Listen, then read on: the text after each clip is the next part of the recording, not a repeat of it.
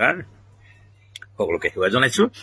আশা কৰো সকলো কুশলে আছে আৰু ভগৱানক প্ৰাৰ্থনা সকলো কুশলে থাকক। ৰাজধানী থিয়েটাৰৰ বিষয়ে দুটামান কথা কবলৈ ওলাইছো। এখন থিয়েটাৰ যাৰ নাম ৰাজধানী।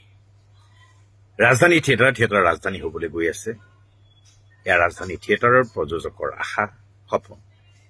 লগতে আমি যিসকল ব্যক্তি, যিসকল অভিনেতা অভিনেত্ৰী কলা কৌশলী ৰাজধানীৰ লগত জড়িত হৈ পৰিলেও আমাৰ ইচ্ছা ৰাজধানীৰ দুৰ্বাৰ গতিৰে আগবঢ়াই নিবলৈ।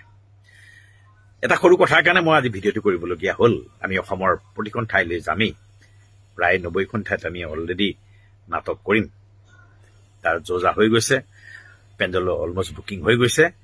কিন্তু মোক এই বেলশৰৰ দুজন মানে মোলৈ ফোন কৰি এটা কথা সুধিছে বা মোক মেছেজ কৰি সুধিছে যে ৰাজধানীয়ে বেলশৰত ষ্টপেজ দিব নে নাই, মানে বেলশৰত ষ্টেচন আছে নে নাই ৰাজধানীৰ। মই কৈছো ৰাজধানী থিয়েটাৰে বেলশৰক অতিক্ৰম কৰি কেতিয়াও যাব নোৱাৰে। বেলশৰত ৰাজধানীৰ এটা বৰ ডাঙৰ ষ্টেচন নহয়, জংচন হব। অহা দুৰ্গা পূজাত আমি তাত থাকিম। সকলোকে আমন্ত্ৰণ জনাইছো। আমাৰ এই ৰাজধানী নামৰ বিশাল আয়োজনৰ লগত আপোনালোক জড়িত হওক। আৰু মই জানো বেলশৰবাসীয়ে মোক মৰম কৰিব, ৰাজধানীক মৰম কৰিব, এটা বাট দেখুৱাই দিব। বেলশৰৰ পৰাই ৰাজধানীৰ গতি দুৰ্বাৰ হব বুলি আমাৰ বিশ্বাস। সকলোকে আমন্ত্ৰণ জনাইছো।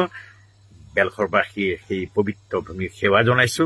লগতে অসমৰ প্ৰতিখন কমিটিৰ ওচৰত মই শ্ৰদ্ধা জ্ঞাপন কৰিছো। আপোনালোকৰ প্ৰচেষ্টাৰ অবিহনে কেতিয়াও ৰাজধানী আজি ইমান দুৰ্বাৰ গতিৰে যাব নোৱাৰিলেহেঁতেন। গতিকে সকলোকে মোৰ ফালৰ পৰা আন্তৰিক সেৱা জনাইছো, শ্ৰদ্ধা জনাইছো, আন্তৰিক শুভেচ্ছা জনাইছো।